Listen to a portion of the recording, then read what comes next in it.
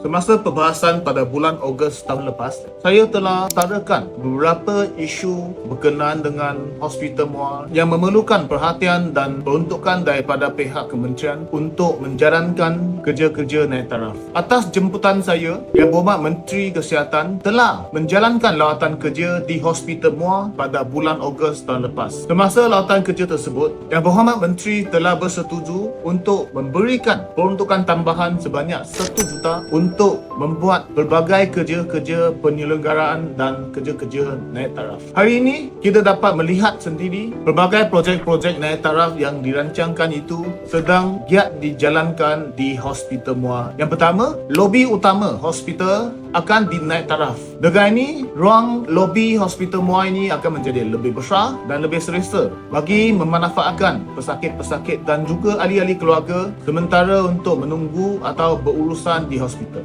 Kedua, susu gajah sedang dibina bagi memudahkan pesakit-pesakit, terutamanya bagi pengguna-pengguna kerusi roda yang mempunyai masalah pergerakan. Yang ketiga, sistem perudaraan kaunter berpusat. Yang sebelum ni, kita terpaksa menunggu di kaunter berpusat dalam keadaan yang panas. Kini, sistem perudaraan di sana akan ditambah baik dan saya yakin selepas kerja naik taraf ini siap dijalankan, persekitaran di kaunter berpusat ini akan menjadi lebih lega dan selesa. Sementara kerja penaik tarafan ini dijalankan, pihak hospital telah mengadakan kaunter berpusat sementara. Jadi bagi rakan-rakan yang berurusan di Hospital Muar ini, saya nak ingatkan, jangan pergi ke tempat lama tetapi pergi kaunter berpusat sementara yang baru itu. Akhirnya, pihak hospital juga menjalankan kerja-kerja penurapan semula dan naik taraf tempat-tempat parkir di sekitar hospital. Kerja-kerja ini adalah untuk meningkatkan lagi keselamatan dan kemudahan letak kereta bagi pesakit-pesakit dan juga ahli-ahli keluarga yang mengunjung ke Hospital Muar ini.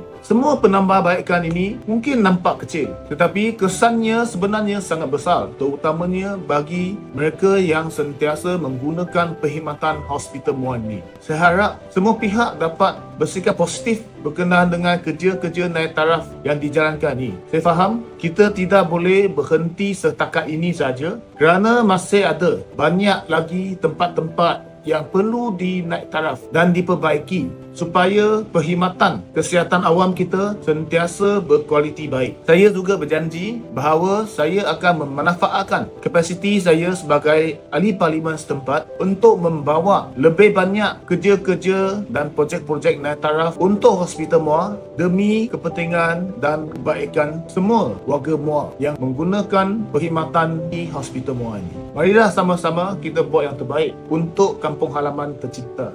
Baki Bestari.